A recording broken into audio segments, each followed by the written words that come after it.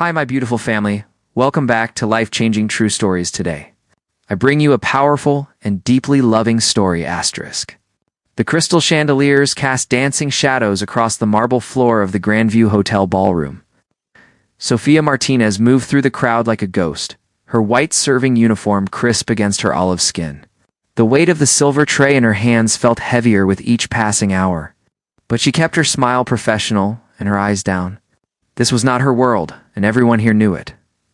Around her, wealthy donors laughed and clinked glasses, celebrating another successful charity auction. Women in designer gowns worth more than Sofia earned in a year swirled past, her perfume creating an invisible barrier between their world and hers. The men wore tailored suits that probably cost more than her rent, their confidence filling every corner of the room. Sofia refilled champagne glasses and cleared empty plates, invisible to most guests. She had learned long ago that being invisible was safer, but tonight, invisibility would fail her. "Excuse me, can I get another glass?" A deep voice cut through her thoughts. Sofia turned to find herself staring into piercing gray eyes. The man before her stood tall and imposing, his dark hair perfectly styled, his jaw sharp enough to cut glass. Everything about Julian Ashford screamed power, from his custom suit to the platinum watch on his wrist. She recognized him from magazine covers and business news segments.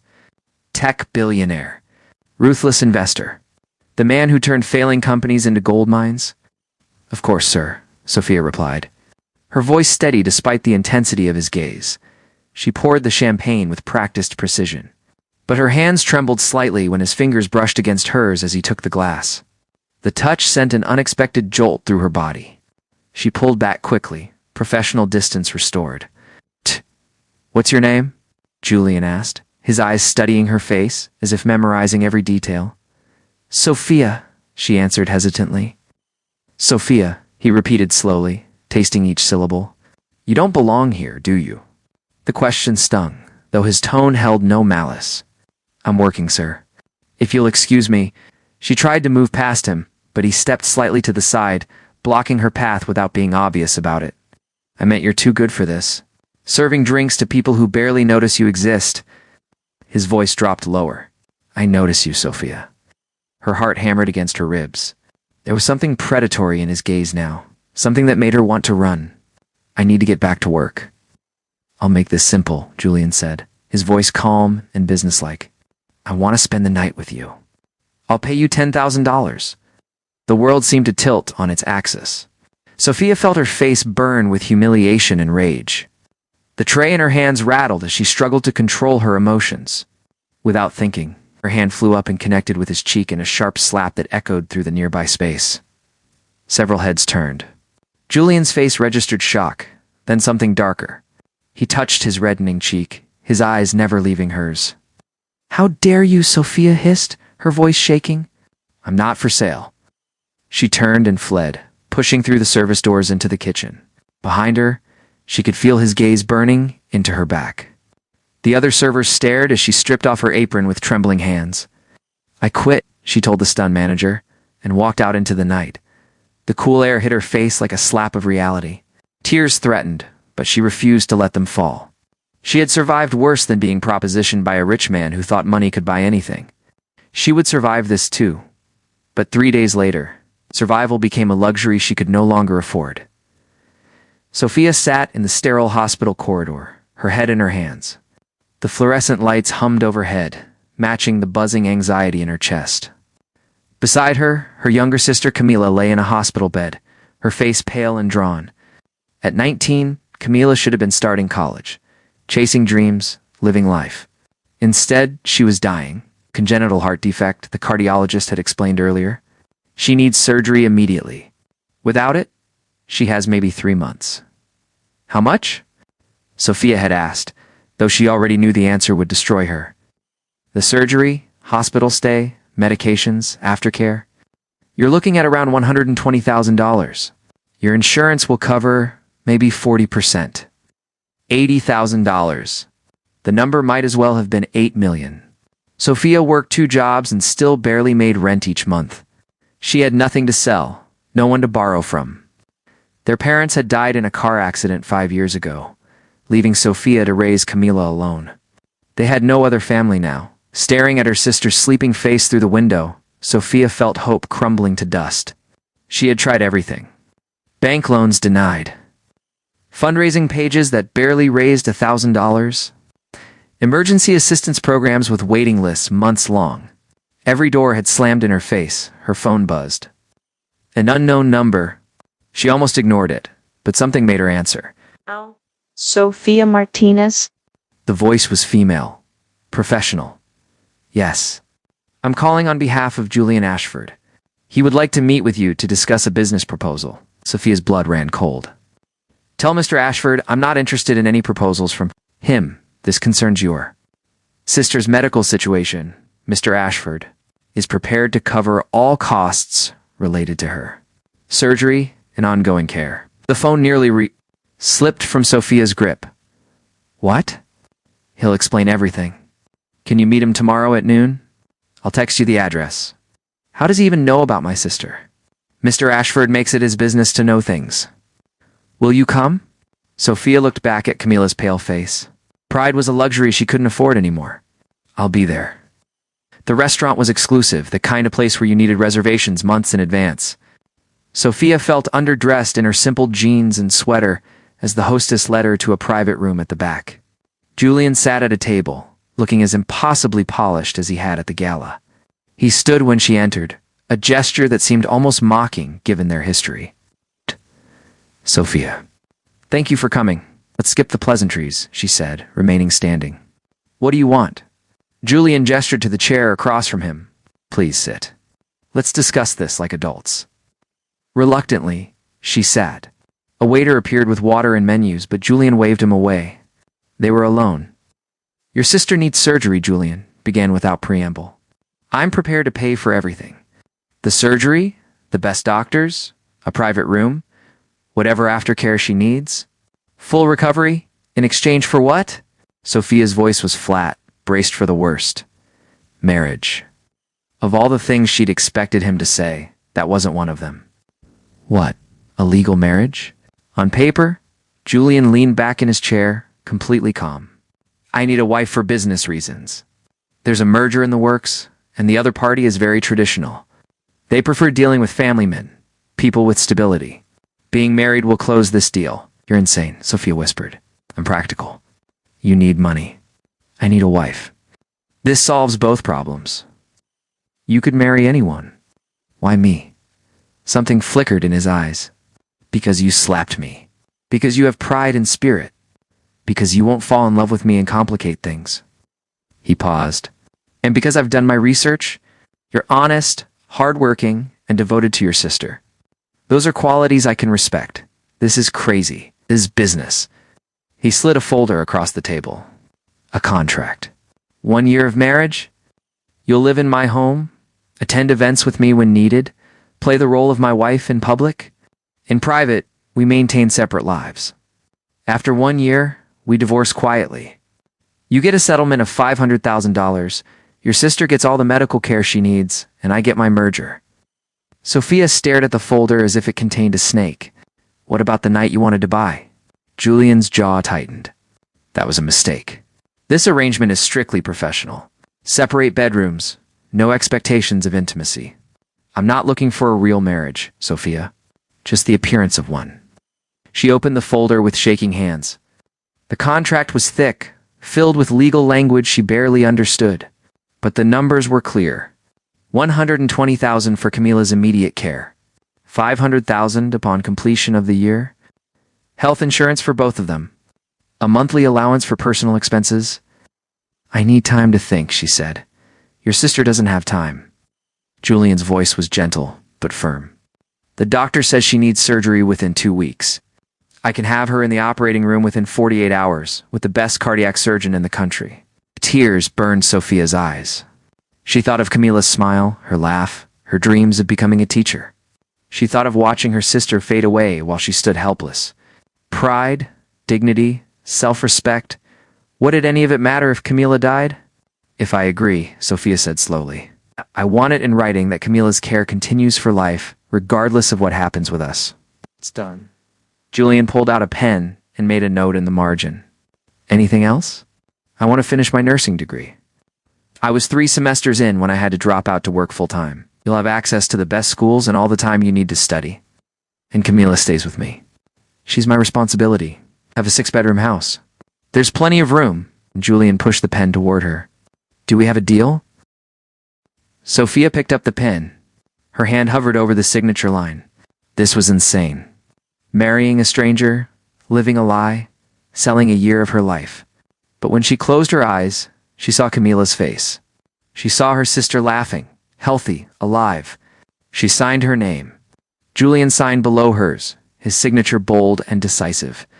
My lawyer will file the marriage license tomorrow. We'll have a small civil ceremony on Friday.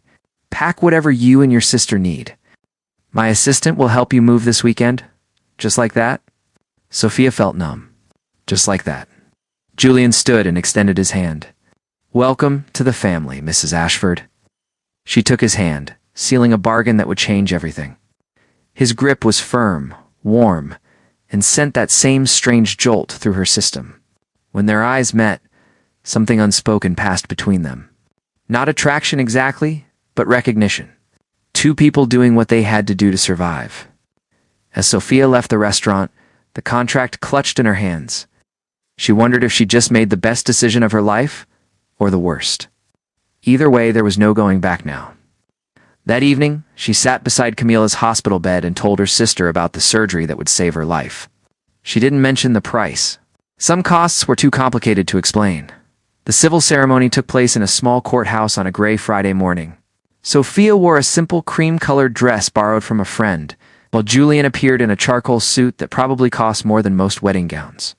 There were no flowers, no music, no guests, except for Camila in her wheelchair and Julian's lawyer who served as a witness. Do you, Julian Ashford, take Sophia Martinez to be your lawfully wedded wife? The judge asked in a monotone voice. I do, Julian said, his face expressionless. And do you, Sophia Martinez, take Julian Ashford to be your lawfully wedded husband? Sophia's throat felt dry. I do. By the power vested in me by the state, I now pronounce you husband and wife. There was no kiss. Julian simply shook her hand, and they signed the marriage certificate. The entire process took less than 15 minutes.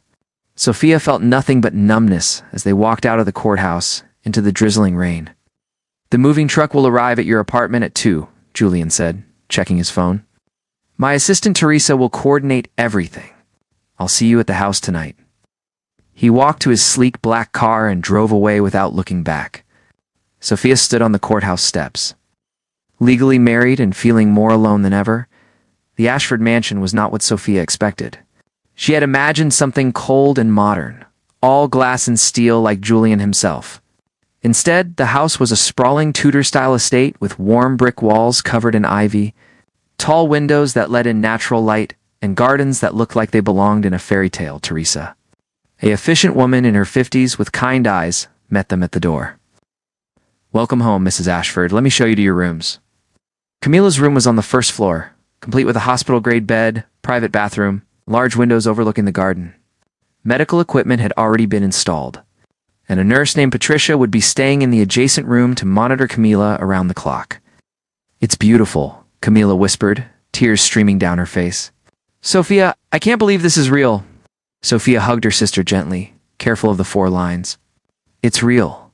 You're going to get better now. That's all that matters.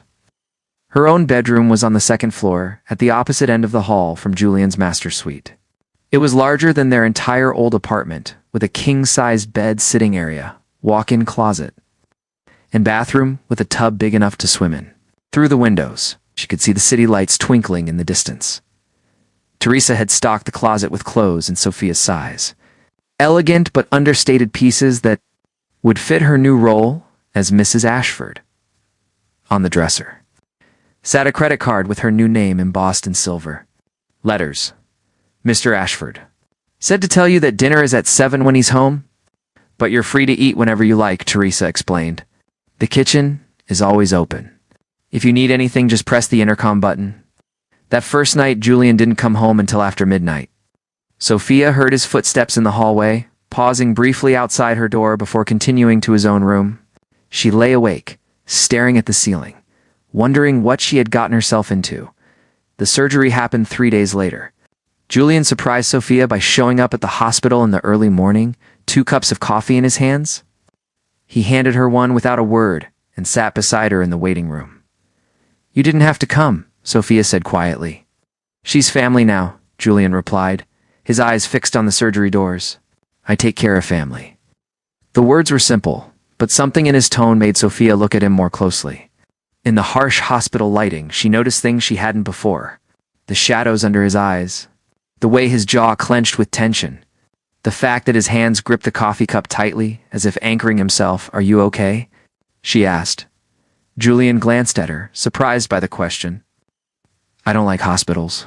Nobody does. My mother died in one when I was 12. Heart attack. They said if they'd caught it earlier, if she'd had better medical care, she might have survived." He spoke flatly, as if reciting facts rather than memories. "My father worked 3 jobs, but couldn't afford decent insurance. I swore I'd never be that helpless again." Sophia felt something shift inside her chest. For the first time, she saw past the cold billionaire exterior to the boy who had watched his mother die because of money. "I'm sorry," she whispered. "Don't be. It made me who I am." He stood abruptly. "I need to make some calls. Text me when she's out of surgery." He left before she could respond. But Sophia sat there for a long moment, holding the coffee he'd brought her. Realizing that Julian Ashford might be more complicated than she'd thought, the surgery was successful. Camilla's recovery would take months, but the doctors were optimistic. As Sophia watched her sister sleep peacefully in the private recovery room, surrounded by the best medical care money could buy, she felt a gratitude toward Julian that went deeper than words. When she returned home that evening, exhausted and emotionally drained, she found Julian in the kitchen making tea. He looked up as she entered. "How is she?" "Good. The doctor says the surgery went perfectly." Sophia's voice cracked. "Thank you, Julian. I know this is just business to you, but to me, you saved her life." Something flickered across his face, too quick to identify. "Would you like some tea? You look like you need it." They sat at the kitchen island, 2 strangers bound by a contract, drinking chamomile tea in comfortable silence. It was the first of many small moments that would slowly chip away at the walls between them. Weeks passed. Life settled into a routine. Sophia enrolled in nursing school and spent her mornings in classes. Afternoons were devoted to Camilla's physical therapy and recovery. Evenings varied depending on whether Julian needed her to attend a business function or charity event. At these events, they played their roles perfectly. Julian would place his hand on the small of her back, guide her through crowds, introduce her as my wife with just the right amount of warmth. Sophia learned to smile graciously, make small talk with corporate wives, and pretend that their marriage was real. But something unexpected began to happen. The pretending started to feel less like pretending. Julian began coming home earlier. He'd check on Camilla, asking about her therapy sessions with genuine interest. He hired a tutor to help her prepare for the college entrance exam she'd have to take once she was fully recovered. When Camilla mentioned wanting to learn piano, a baby grand appeared in the music room 2 days later. "You spoil her," Sophia said one evening. Finding Julian helping Camilla with a difficult chemistry problem. "She's a good kid," Julian replied simply. "She deserves good things." Sophia noticed other changes too. Julian started leaving notes before his early morning departures. "Coffee is ready. Have a good day." Simple messages, but they made the enormous house feel less empty. He remembered small details. When Sophia mentioned missing her favorite pastries from a bakery near her old apartment, a box appeared on the kitchen counter the next morning. When she struggled with a particularly difficult anatomy course, she found detailed study guides and practice materials waiting on her desk. "How did you know I needed these?" she asked one evening, holding up the materials. Julian looked up from his laptop. "Teresa mentioned you were stressed about the exam. I thought they might help. Could have just asked me directly, could I?" His gray eyes met hers. "We're not exactly in the habit of talking about our days," Sophia was right. Despite living in the same house, they maintained careful distance. Polite, civil, but never truly connecting. Sophia realized she knew almost nothing about the man she'd married. "What do you do all day?" she asked, sitting down across from him. "Besides work, I mean." Julian looked surprised by the question. Work is what I do. It's who I am that's sad. His eyes narrowed. Excuse me? Being defined by one thing? Don't you have hobbies? Friends? Things you enjoy? I enjoy building successful companies. I enjoy winning. What about losing? Have you ever failed at something? Julian closed his laptop slowly. Why are you asking me this? Because we're married, even if it's fake. Because you know things about me, and I know nothing about you. Because she hesitated. Because I'd like to understand you better. The silence stretched between them. Finally, Julian spoke. I failed at keeping my mother alive. I failed at protecting my father from drinking himself to death after she died. I failed at every relationship I've ever attempted because apparently I'm incapable of emotional connection. His voice was bitter. Is that what you wanted to hear? Sophia's heart ached at the pain hidden beneath his words. Julian, don't. He stood abruptly. Don't pity me, Sophia. I made my choices. I'm fine with who I am. He left the room, but Sophia sat there for a long time afterward, understanding finally clicking into place. Julian hadn't built walls to keep people out.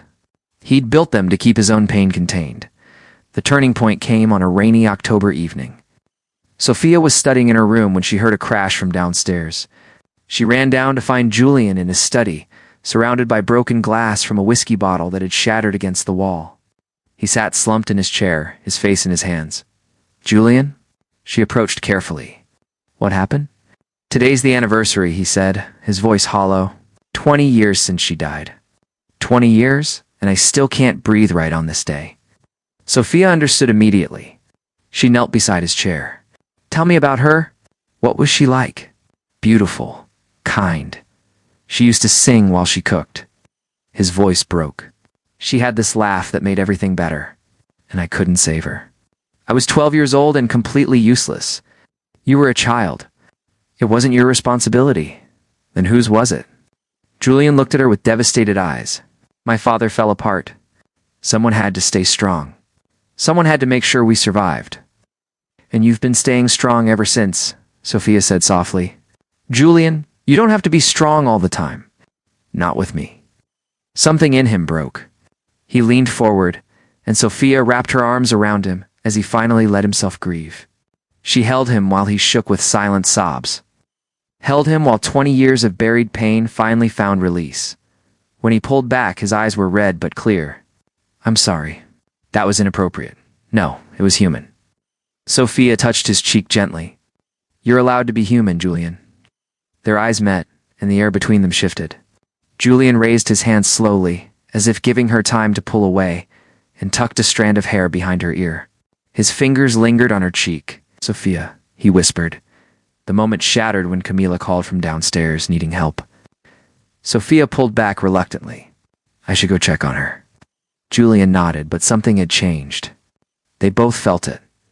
After that night, the walls between them began to crumble faster. Julian started staying home more, joining them for dinner, watching movies with Camila in the evenings.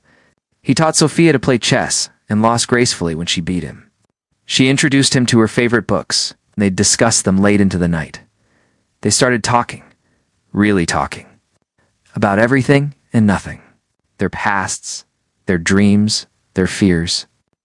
Sophia told him about her parents' accident, the terror of suddenly being responsible for a teenage sister. Julian shared stories about building his company from nothing, the mistakes he'd made, the people he'd hurt along the way. Do you regret it? Sophia asked one night. Becoming so successful but being alone? Julian looked at her for a long moment. I did. Until now. The words hung between them. Heavy with meaning neither was quite ready to acknowledge, but Sophia felt it growing inside her. A warmth that had nothing to do with gratitude and everything to do with the man Julian was when no one else was watching. The man who read bedtime stories to Camila when she had nightmares, who left surprise gifts to make Sophia smile, who was learning slowly to let someone see past his carefully constructed defenses. 3 months into their marriage, Sophia realized with startling clarity that she was falling in love with her husband.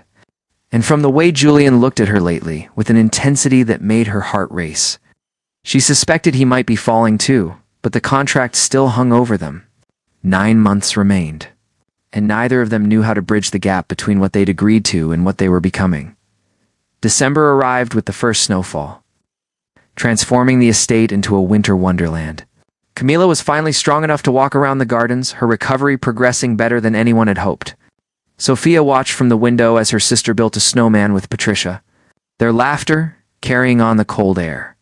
"She's doing well," Julian said, appearing beside Sophia with 2 mugs of hot chocolate. "Thanks to you." Sophia accepted the mug, their fingers brushing in the exchange. The small touch sent warmth racing through her. "Thanks to modern medicine," Julian corrected. But his eyes were soft.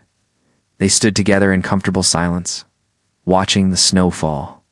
These moments had become common, small pockets of peace in their complicated arrangement. But lately, Sophia felt tension building beneath the surface, an unspoken awareness that both of them were carefully avoiding. "The Winter's Gala is next week," Julian said finally. "It's the biggest event of the year. Everyone who matters will be there. I'll be ready." Sophia had gotten used to these functions, though they still made her nervous. "Sophia." Julian turned to face her fully. "I need to tell you something." Before he could continue, his phone rang. He glanced at the screen and his expression hardened. "I have to take this. It's about the merger." He walked away, leaving Sophia wondering what he'd been about to say. The Winter's Gala was held in a historic mansion decorated like a palace. Sophia wore a midnight blue gown that Julian's stylist had selected, her hair swept up in an elegant twist. When she descended the staircase, Julian stopped mid-conversation with his assistant, his eyes tracking her every movement. "You look stunning," he said. His voice rough. "You don't look bad yourself," Sophia replied, taking in his perfectly tailored tuxedo. At the gala, they moved through the crowd as they always did, his hand resting possessively on her waist. But tonight felt different. Every touch lingered a moment longer.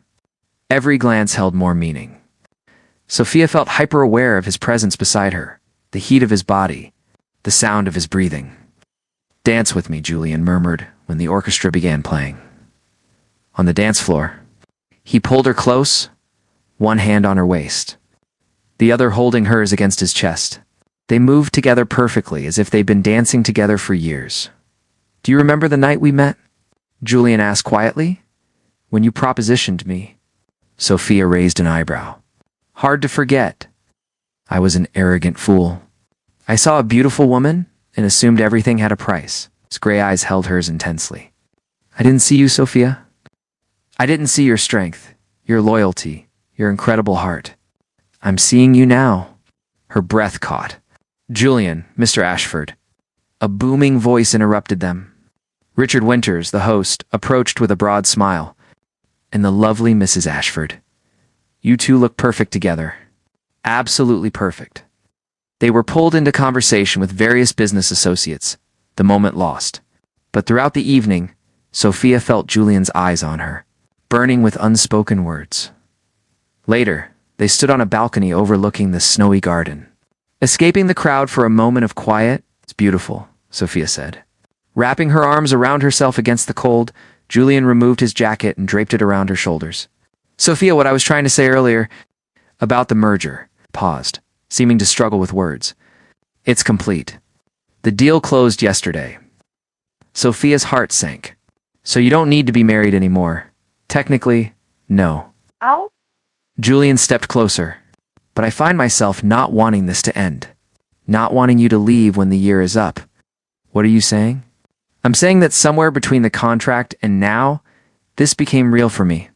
"You became real." He cupped her face gently. "I'm in love with you, Sophia. Completely, terrifyingly in love with you." Tears filled Sophia's eyes. "I love you too." I've been so scared to admit it because I thought he kissed her before she could finish. A kiss that held months of restrained longing. Sophia melted into him, her arms wrapping around his neck, finally allowing herself to feel everything she'd been holding back. When they pulled apart, both were breathing hard. "Take me home," Sophia whispered. The drive back was silent but charged with anticipation. Once inside, Julian led her upstairs, pausing outside her bedroom door. "Are you sure?" he asked, his voice strained with the effort of control. "Because if we do this, Sophia, I can't go back to pretending. I need all of you, not just a contract, I'm sure." She pulled him into the room. closing the door behind them. What followed was nothing like their first night together. This time, Julian touched her with reverence, as if she were something precious. He took his time learning every curve, every sensitive spot, murmuring words of love against her skin. Sophia gave herself completely, no longer sacrificing, but choosing. Wanting, loving, afterward, they lay tangled together. Sophia's head on Julian's chest, his fingers trailing through her hair. "Why did you really choose me?" she asked quietly. "For the contract. You said it was because I slapped you, but that can't be the whole reason." Julian was quiet for a long moment. "You reminded me of her, my mother. She had the same fire in her eyes, the same fierce protective love for family. When you slapped me, when you chose pride over money, I saw strength I hadn't seen in years." He pressed a kiss to her forehead. "I told myself it was just business, but I think part of me knew even then that you were dangerous, that you could break through every defense I'd built. And now I'm grateful you did." He tilted her chin up to look at him. "Marry me again, Sophia. For real this time. Not because of a contract, but because I want to spend every day of my life with you." Sophia laughed through happy tears. "We're already married, then renew our vows. Let me do it right this time. Flowers, music, declarations of love in front of everyone. Let me show the world that you're not a business arrangement. You're my wife, my heart, my everything," as she whispered. Yes to all of it. They made love again, slower this time, savoring every moment. And when Sophia finally fell asleep in Julian's arms, she felt complete in a way she'd never imagined possible. The next morning, they told Camila together. Her sister's squeal of delight echoed through the house. "I knew it," Camila exclaimed, hugging them both.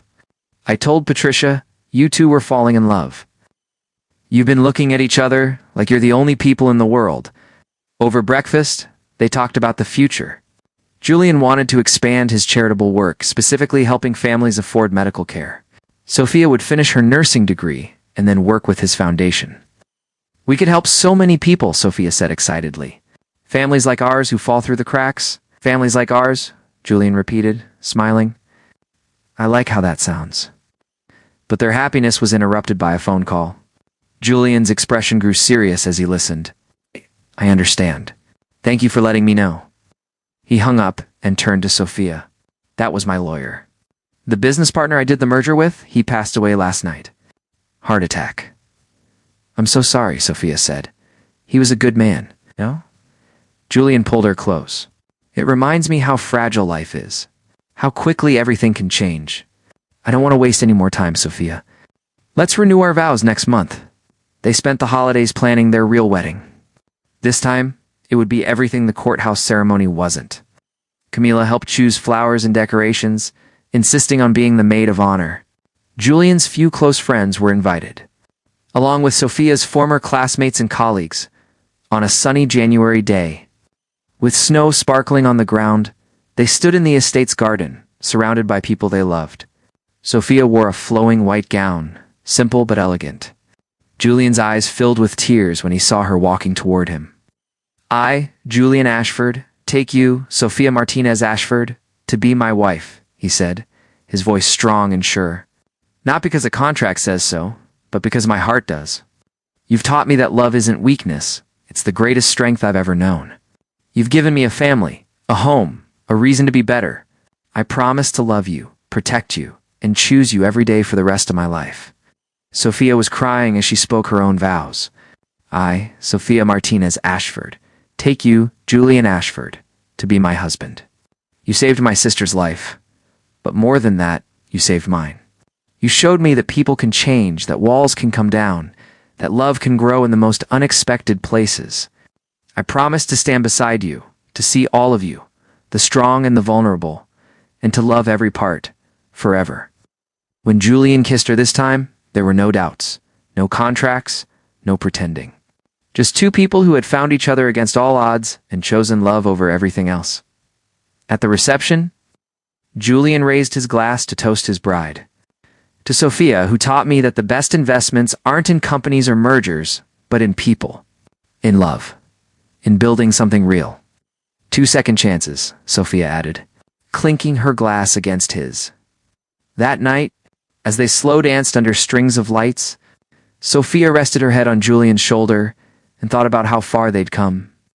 From a desperate bargain to genuine love. From strangers to soulmates, what are you thinking about? Julian asked softly. That I'd do it all again, Sophia said. Every difficult moment, every sacrifice, every tear. Because they all led me here to you. Oh, I love you, Julian whispered against her hair. I love you too. Mila watched them from across the garden. Healthy and glowing, her college acceptance letter tucked in her purse, she smiled, knowing that sometimes the most beautiful love stories began with the most impossible circumstances. And as the first stars appeared in the twilight sky, Julian and Sophia danced on, two hearts that had found their way to each other through darkness and emerged into light. Their story wasn't about a transaction anymore. It was about transformation, forgiveness, and the healing power of love. The price of innocence had been high. But what they'd gained was priceless. Each other and a love that would last forever. Thank you for taking the time to listen to this story. If you enjoyed this content, don't forget to click like. Share this story with your friends and family, and subscribe to the channel so you don't miss out on more meaningful stories.